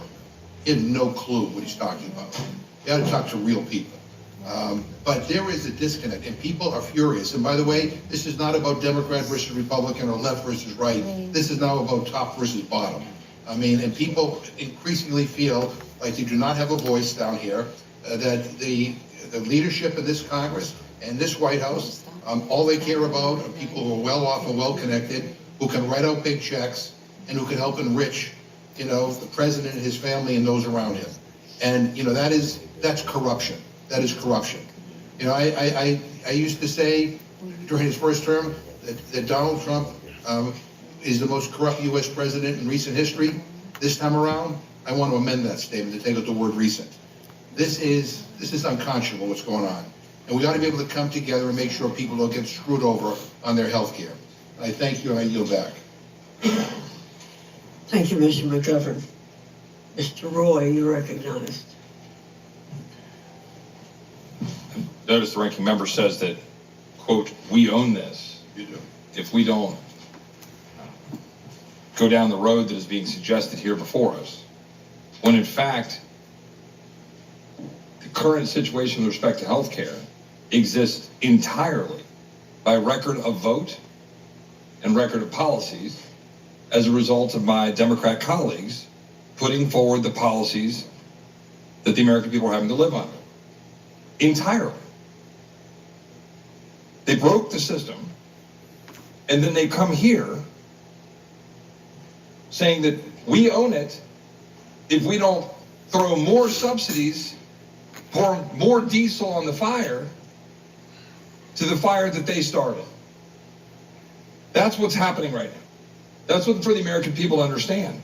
Insurance companies. Bail out Argentina. Insurance companies. 1,032% stock prices up since 2010. 448% up from 2013.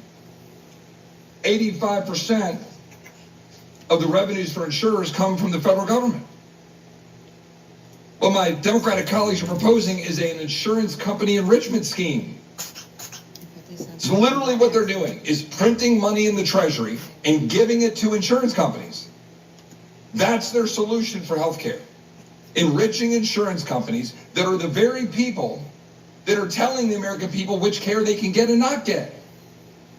There's no chance for an American to go to the doctor of his or her choice. There's no chance for them to go get care. There was no chance for my constituent who lives near Fredericksburg, Texas, to go to MD Anderson to get care because she's on Obamacare, which can't go to MD Anderson.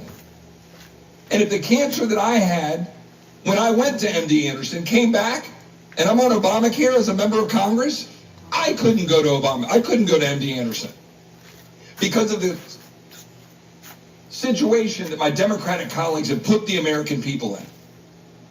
Going around and preening that you're somehow caring for people more by giving them coverage for care that doesn't actually provide them care. While insurance companies get rich. $35 billion in subsidies in 2024 for people who didn't even use their plan.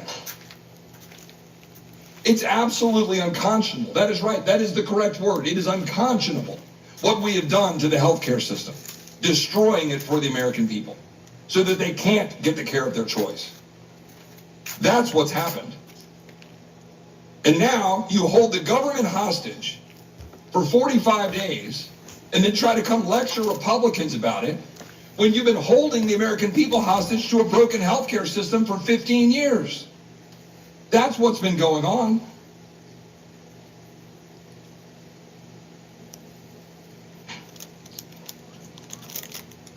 The fact is, Madam Chairman, or Chairwoman, we are here today trying to proceed with, I think, reason with 3 appropriations bills combined with a continuing resolution through January.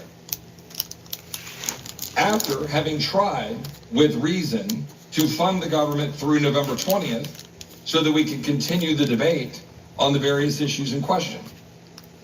But our Democrat colleagues refused to do it.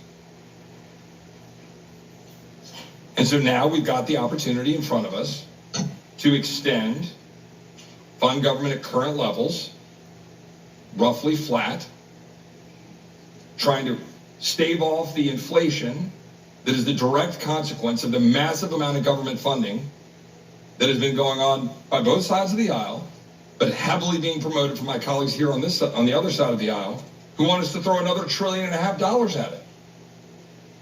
That's literally what they were saying. It's not a solution. That's just printing more money while trying to go run campaign ads while you shut the government down for very clearly and obviously political purposes. I yield back, Madam Chairman. Madam Chair, I wish the gentleman had that passion condemning the $40 billion bailout of Argentina, the right-wing cuckoo clock in Argentina. I wish he had the passion to condemn that. Mr. McGovern and Ms. Scanlon, you're recognized. Thank you. Leader Jeffries, we just heard a fairly passionate condemnation of the Affordable Care Act. You've been here a little longer than I have. Have our Republican colleagues ever been able to produce a plan that would provide the kind of coverage for Americans, affordable coverage, that the Affordable Care Act did? You know, it's very interesting that my colleague from Texas wanted to sit there and lecture both Catherine Clark and I, but couldn't see fit to ask us a single question, engage in a debate Where y'all been, bro? You've been out for 7 weeks. You don't have the time to have a back and forth? We hear you rant for a few minutes, basically threaten to repeal the Affordable Care Act and then don't want to defend that position? You should feel free to defend that position. You've done it 70 times. And if you think that's on the right side of the American people, then fine. That's your plan. Repeal and displace tens of millions of people. That's the Republican plan. And what I don't understand is why my colleague cut and run. I'm sitting right here. Catherine Clark is right here. Hopefully, Madam Chair, we can have a back and forth as opposed to just being lectured to by our Republican colleagues. But I thank the distinguished gentlelady from the Commonwealth of Pennsylvania, who, by the way, another decisive win for the American people in Pennsylvania. Last Tuesday, it was extraordinary rebuke of the extremism that we've seen from our Republican colleagues and the absence of any plan to make life better for everyday Americans. I appreciate that, and I appreciate your prior remarks regarding what we could have been doing in the House over the last few months. I mean, the Senate's taken some votes on tariffs. Maybe we could have done something with respect to tariffs here. Except I think we have a rule that would prevent us from doing votes on tariffs. Yeah, I thank the gentlelady for raising the tariff issue because there's so many parts of the parade of horribles that Republicans have unleashed on everyday Americans that I neglected to actually mention the tariffs. The Trump tariffs are causing costs on everyday Americans to increase by thousands of dollars per year. This is an affirmative effort to make life more expensive for the American people. My colleague from Texas, before he cut and run, he also said that, you know, we have a fiscally irresponsible situation in this country and that because Democrats want to extend the Affordable Care Act tax credits for everyday Americans, working class Americans, and middle class Americans, somehow that's problematic. You know what's problematic? The fact that Republicans, with the one big ugly bill, enacted the largest cut to Medicaid in American history, ripped health care away from millions of folks. In that same piece of legislation, cut $186 billion from SNAP, the largest cut to nutritional assistance in American history, literally stole food from the mouths of hungry children, seniors, and veterans. And all of that was done to enact massive permanent tax breaks for GOP billionaire donors. And in the process, as if that wasn't bad enough, skyrocketed the debt by trillions of dollars more per year, saddling our children and our grandchildren, and making it more complicated for them to experience the American dream in their future. So we are not going to be lectured by anyone on the other side of the aisle about fiscal responsibility when the bill that you just passed, jammed down the throats of the American people in a partisan way because Donald Trump ordered you to do it, is the most fiscally irresponsible piece of legislation ever.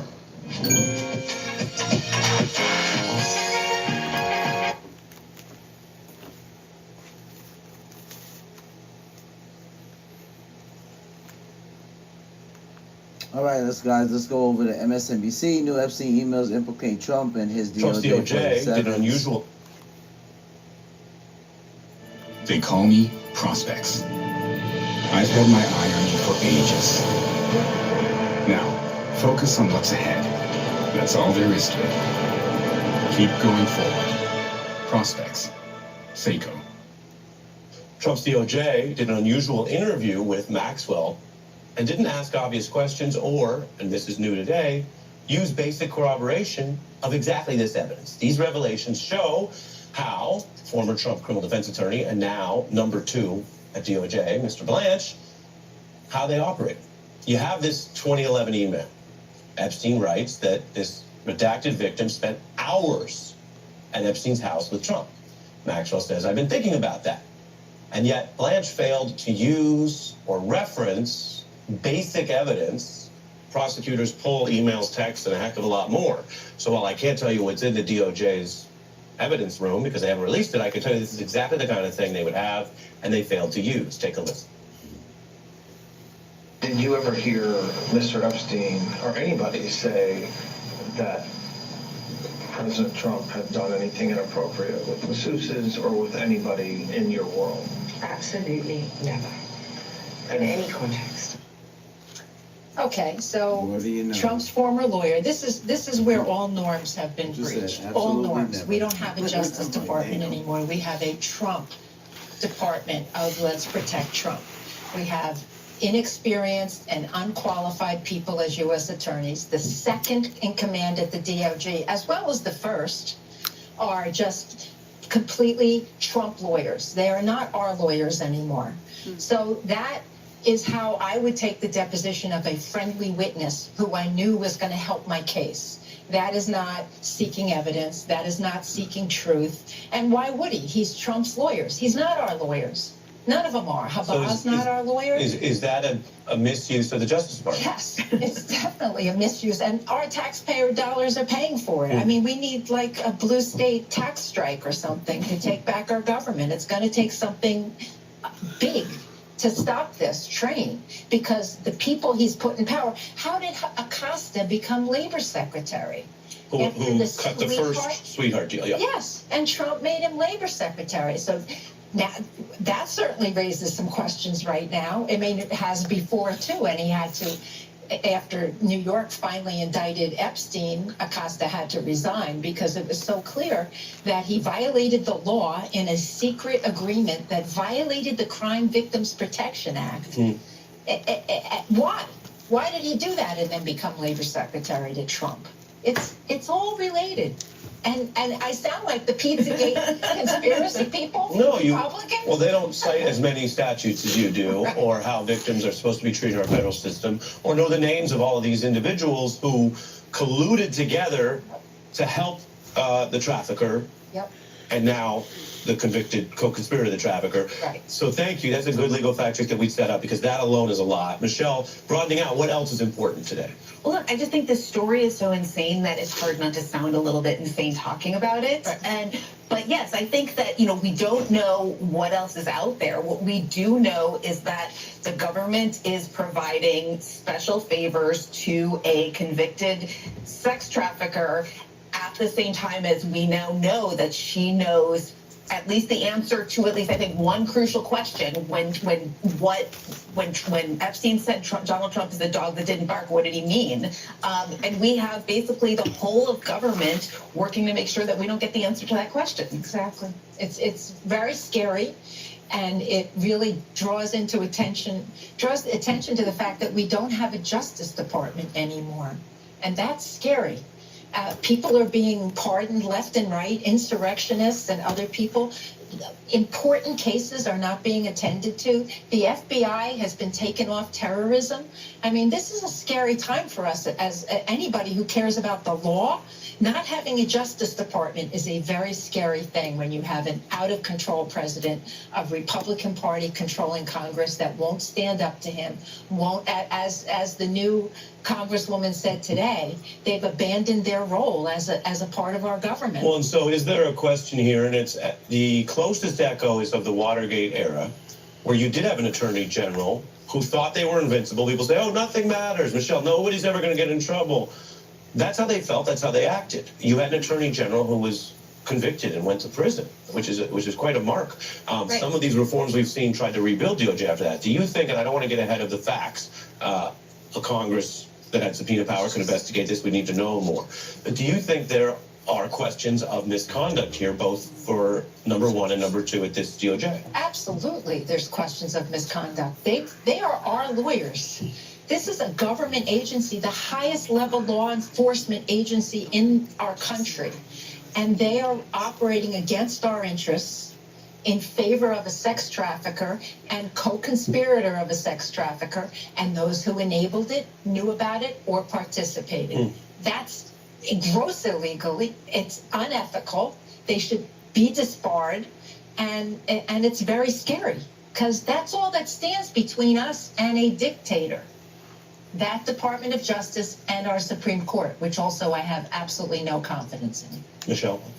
I just think, I understand why people think, nothing matters because, Donald Trump has already been found liable for sexual assault. There's, a million reasons why none of this comes as a surprise. At the same time, you look at his polling numbers, they're in many ways worse than they were at this time in his first term when he was historically unpopular.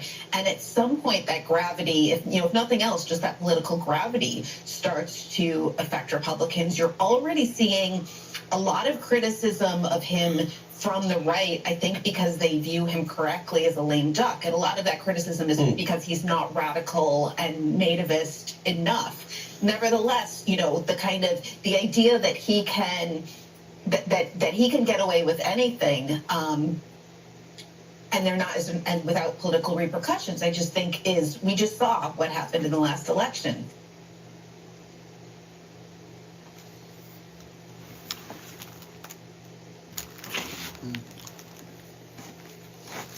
They're not letting up on these Epstein files.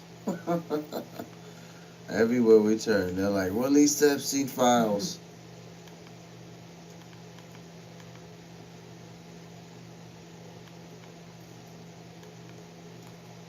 Yeah, that was this one. Venezuela, shout out to CBS News and Face the Nation. I couldn't find it. Venezuela mobilizing military assets as U.S. builds up military. Let's take a listen.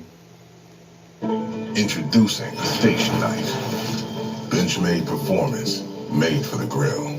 Clean, sharp, every time. The Station Knife by Benchmade. Venezuela announced a massive mobilization of its military forces as the U.S. continues its military buildup in the Caribbean. The announcement comes in the wake of U.S. strikes that have targeted at least 20 vessels in the waters around Latin America, killing dozens of people. The Trump administration has said the strikes are part of an effort to combat drug trafficking, but have so far released limited details. And the U.S. is sending more resources to the region. The USS Gerald Ford, America's largest warship, crossed into the U.S. Southern Command's area of responsibility, which includes the Caribbean. CBS News senior national security correspondent Charlie D'Agata joins us for more. Charlie, what exactly does Venezuela's mobilization look like? Yeah, well, this came from the defense minister in Venezuela, who said that he had ordered up 200,000 troops, actually a little bit more than that. And that means the ground forces in Venezuela, but also air defense systems, whatever maritime forces that they have, which is not substantial, but essentially everything that they've got in preparation for a U.S. invasion or to defend against U.S. airstrikes. And there is something to consider if you are going to launch airstrikes in Venezuela. The first thing you're going to want to do is to suppress their air defense systems. And they do have Russian-supplied air defenses, S-300s, which are fully capable of taking down aircraft. So those things have been mobilized. In addition to that, they're going to mobilize guerrilla forces because there are militias, as we're all aware, inside Venezuela that can also do the work of the government when ordered to do so. So that is the announcement that was made, and the exercises are already underway. That was announced yesterday, so they're happening now. So what does the Ford bring that was not already there? A lot. What the order of the mission right now is drug interdiction, and we've been seeing strikes probably from Reaper drones, probably from some of the aircraft, AC-130 gunships, taking out some of those fast boats. What they're sending when you send the Ford is 4 squadrons, 48 F-18 fighter jets, and all of the support aircraft to go with them, including jammers. And so this is the type of thing that if you were to launch airstrikes in a country, say like against the Houthis, you would send a carrier, and the carrier would do the lion's share of the work. So this is not the kind of military package that you would see in a drug interdiction operation. This is something you would see as a flex, but it's about optics as much as anything else. And as has been said with the Navy and pretty much everybody around the world, there's no single flex like the United States aircraft carrier. And as you said, this is the largest and most advanced aircraft carrier in the world. And we also have to mention the destroyers that are going with it. 3 more inside that flotilla.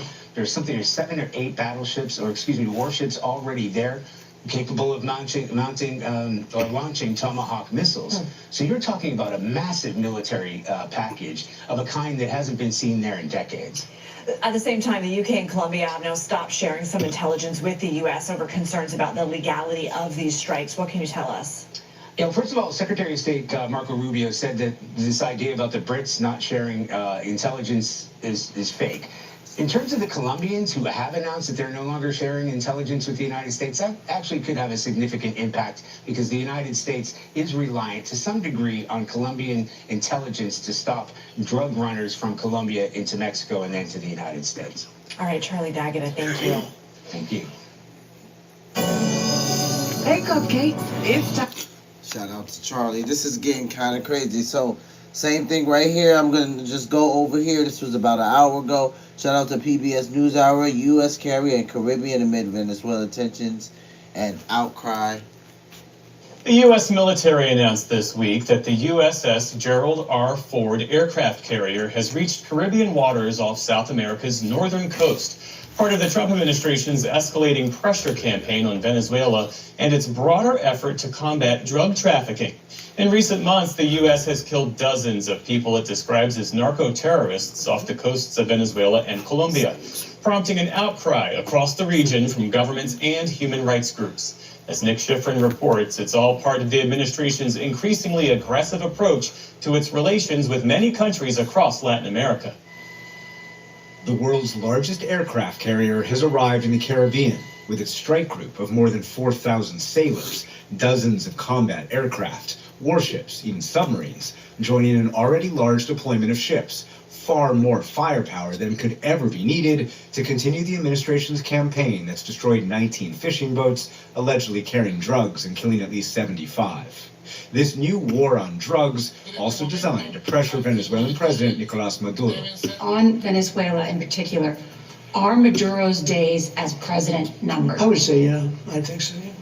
This week, Venezuela's military launched televised nationwide military exercises, vowing a, quote, armed struggle against the U.S. Somos amantes de la paz.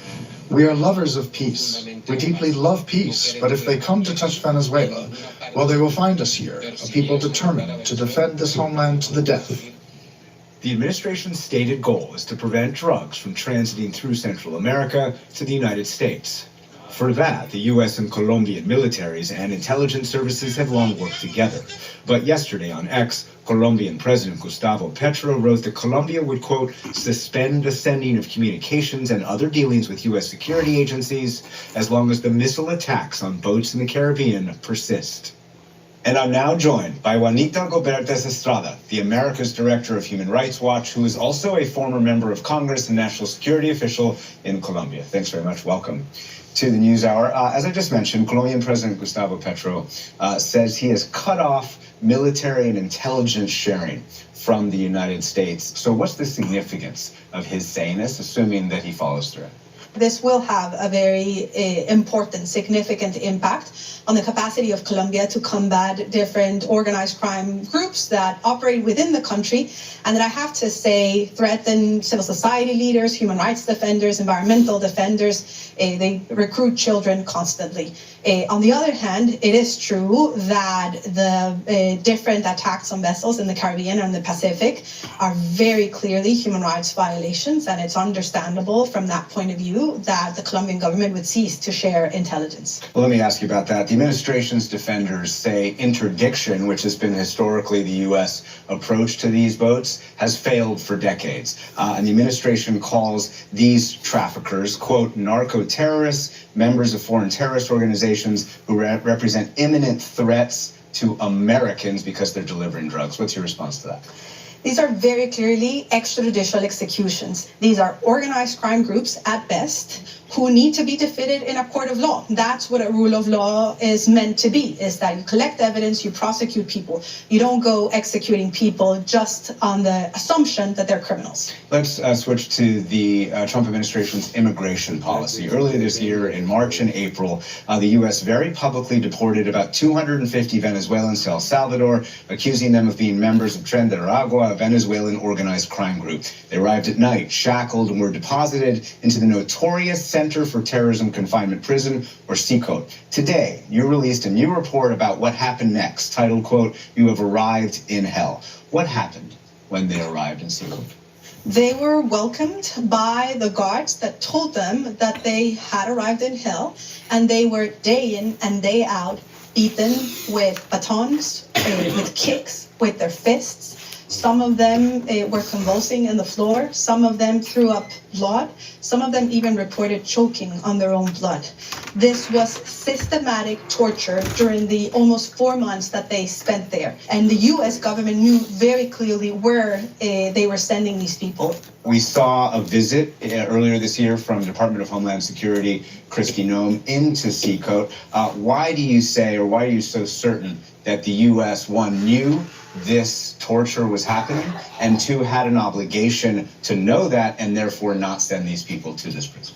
There was significant reporting, including by Human Rights Watch, but also other organizations, showing that the penitentiary criminal justice system in El Salvador was constantly having these kinds of torture patterns. Hundreds of people that have died in jail. And then most importantly, the U.S. paid the Salvadorian government $4.7 million to receive these people. So it was a very clear contract that implies, and it's our conclusion, that as a result of this, the U.S. Trump administration was complicit in acts of torture and acts of enforced disappearance of these Venezuelans. I asked the White House today about your accusations, and this is the statement they sent me. Quote, "President Trump is committed to keeping his promises to the American people by removing dangerous criminal and terrorist illegal aliens who pose a threat to the American public.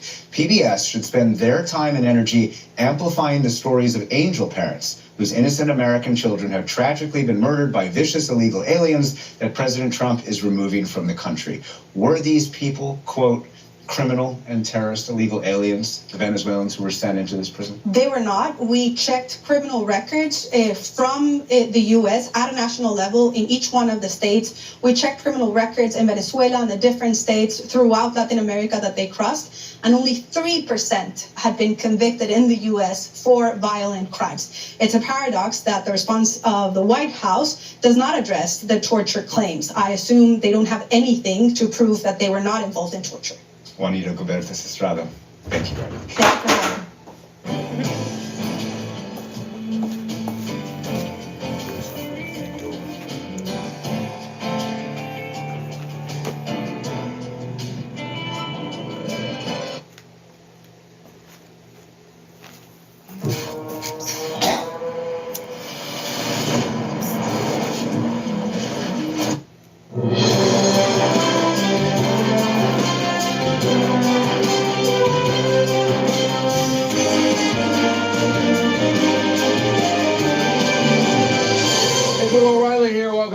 Spin News for Wednesday, November 12th, 2025. Stand up for your country. The week rolls on by. I hope you saw the Veterans Day Generals special on News Nation last night. It was really good. I'll be on News Nation at 8 tonight with the three Americans, Cuomo, Stephen A. Smith, and me, your humble correspondent. That should be a lot of stuff and a win. So that should be a good one. And then yesterday I did a podcast with Dana Carvey and David Spade, both of whom I like. You got to see this. And go to BillO'Reilly.com. All the podcasts we did, Howie Mandel and Marr and all that stuff, it's all there for you. You just click and do whatever they do over there. I don't even know. But we try to make it easy on BillO'Reilly.com. But now I'm here to deliver news analysis directly to you. And here we go. The talking points memo is the economy.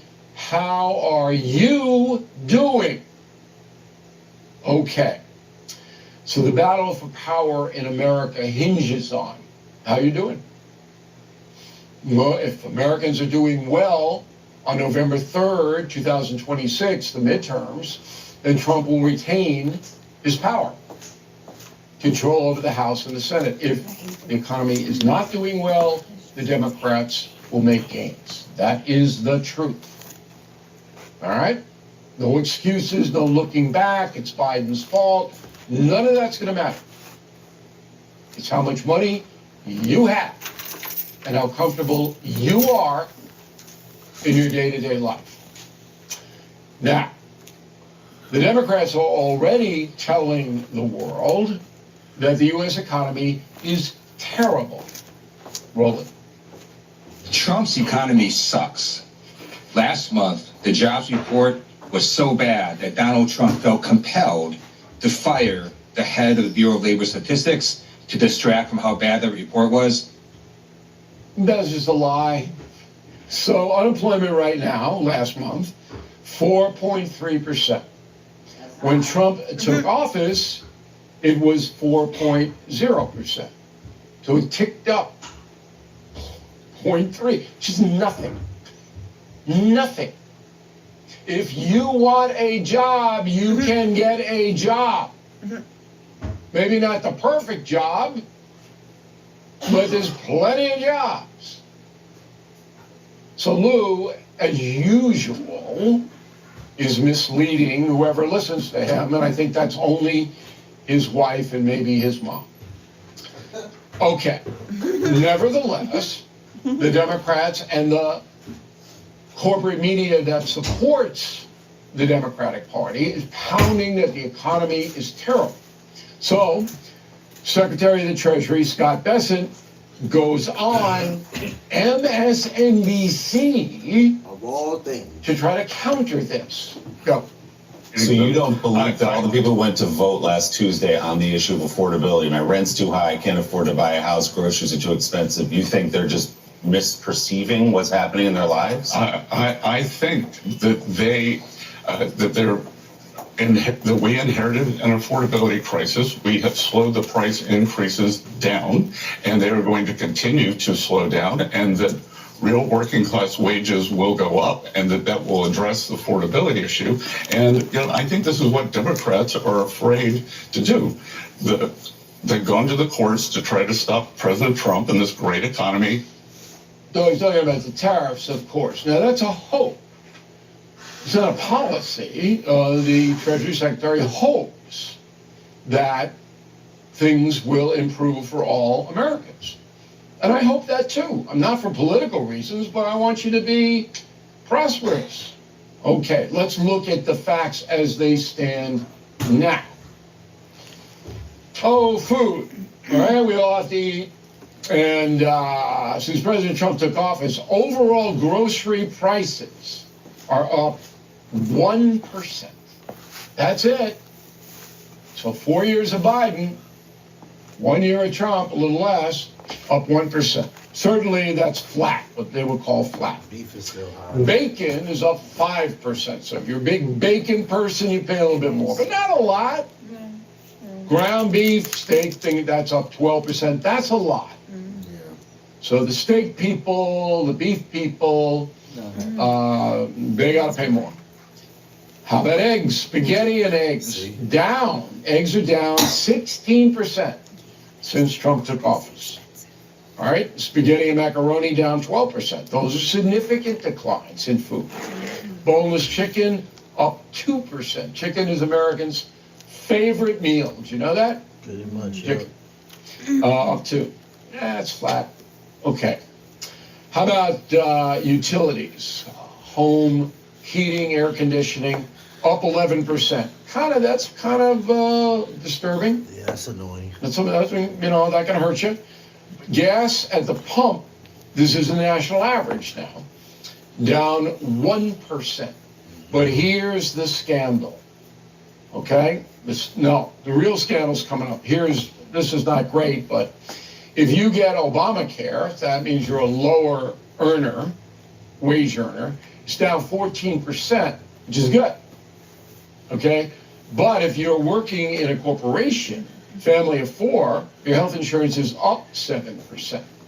And that's not good. And health insurance is a problem. We got to redefine it in Congress. But the Republicans should be leading the way to redefine how this is doled out. Here's the worst. Insurance. Home insurance across the country up an average of 38% since Donald Trump took office. Auto insurance up 15% on average. That's where people are getting hammered, right there. Now, insurance is a state situation. States run the insurance. But I'm telling you, President Trump's got to get involved with this. He's got to, because this can bankrupt you. That's an enormous jump. And the reason is that the insurance companies are paying for the storms and all that, the hurricanes, the fires, and then they pass the cost on to all of us who live in Maine if there's a hurricane in Florida. The Allstate and the Gecko and all these people, they just slap it on there. I'm telling you, that's got to be dealt with. So if you add it all up unemotionally, economy, this cost of living in America could be lower, should be lower, but it's not a disaster. But that's not the way the voters are seeing it. Finally, home mortgage rates, you want to buy a house, under Trump today, 6.22%. When Biden left office, 6.85%. Well, home buying more affordable today. Do you know any of this? Because the media doesn't report it. Of course not. Won't report anything. Of course not. That's favorable to the Republican administration. Summing up, I don't know how it's going to go. But by April of this year, if people feel better about their financial situations, the Republicans will probably hold. If they feel worse, nope. Oof. Yep. That's the memo. You're out of there. Average consumer debt, $23,000. The last figures. That does not count your mortgage. Now, that's not crazy debt, $23,000. That's loans, mostly, credit cards. But you got to watch it. You don't want to live your life in debt. The cross generations analyzed non-mortgage debt in the urban areas, not the country. It's much cheaper to live in the country. Okay, is $19,000, down from $25,000. Do you know that? I did not know that. In the urban centers, when Biden walked out the door, the debt was $25,000 a head. Under Trump, it's 19. That's pretty good. The Trump administration's got to get that stuff out. Imagine getting your medication from a phone. All right, I'm going to stop right there with Bill O'Reilly, guys. So let's go to Cliff tonight. Because we haven't been on Cliff the last couple nights, right?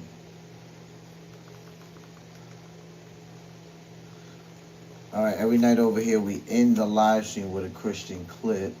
So tonight we're going to end with Cliff Buell. Shout out to Cliff.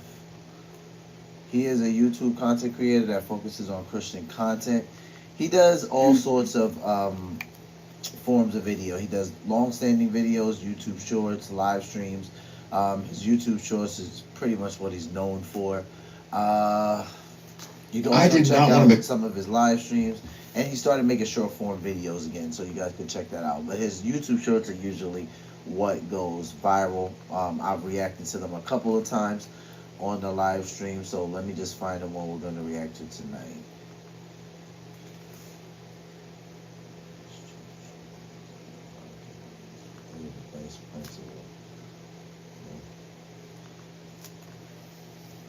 You need to see this. I need to protect my peace. You know, Moses had a speech impediment and God told him to go speak anyways. We started to use boundaries as barriers to obedience. We rebranded disobedience as discernment. And you're not discerning, by the way. You're just hyper-vigilant because you never heal from your trauma. And we turn every hard thing into a toxic thing. Imagine if every hero in Scripture had our mindset. Esther could have said, this palace season is just for me. I'm working on myself right now. But instead she said, if I perish, I perish. Noah could have said that boat sounds like a lot, bro. I'm not even gonna lie, I'm deconstructing actually. Instead he built it and saved all of humanity. David could have said, I'm the youngest. I'm just here, not for battle, but to drop off lunch. But instead he ran towards Goliath while trained soldiers stood still. Paul could have said, I need to heal from my past before I help anybody else. Instead he wrote half of the New Testament from a prison cell. Jesus, don't forget Jesus. He could have said, the cross is too much. I need to prioritize my self-care. But instead he said, not my will, but your will. Protect your peace? Okay. But if your peace requires avoiding every difficult assignment, you're not walking in peace, you're walking in preference. Sometimes peace isn't found in the soft life, it's found in surrender. That's kind of crazy. I can't even fight him. Like, that was good. At first he was talking too fast, and I had to remember I'm from New York so I can keep up. But I'm like, he said some good stuff. I mean, instead of being peace is preference, I mean, I think that the nastiest one was you think you're being discerning, but you're really being disobedient. Because those are two very important things for me, discernment and being obedient to God. Yeah, we gotta, I'm a big advocate for mental health. And Jesus, I'm a big advocate for both of these things. I don't believe that a pastor should tell someone to stop taking their medication. I don't believe a therapist should tell someone to stop praying. So, I mean, I think that there's something here to what he's saying. Sometimes we take the protect our peace a little bit too far. That's not biblical. We actually don't see people in the Bible protecting their peace. Sometimes, he said sometimes we use boundaries as barriers, right? And it turns into disobedience. And that's just not something that we see that's biblical, right? We see people doing things that for sure in scripture is going to disrupt their peace. And for sure it's going to put them in situations where things are hard and they're going to be like, why did I do this? Or how did I end up here? So yeah, I think that he has something there. And it's a challenge to all of us to be mindful that, Jesus doesn't call us to be comfortable, right? He calls us to go into places and spaces where we're going to disrupt and people are going to get angry.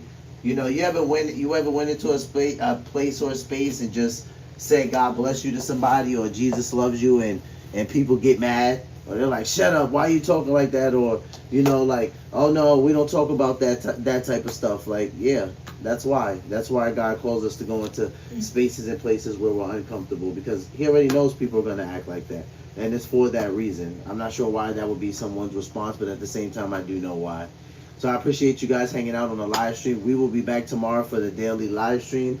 You guys, until next time, take care of yourselves, take care of one another. Love yourselves, love one another. I appreciate you guys, and don't forget to tell somebody about Jesus. Peace.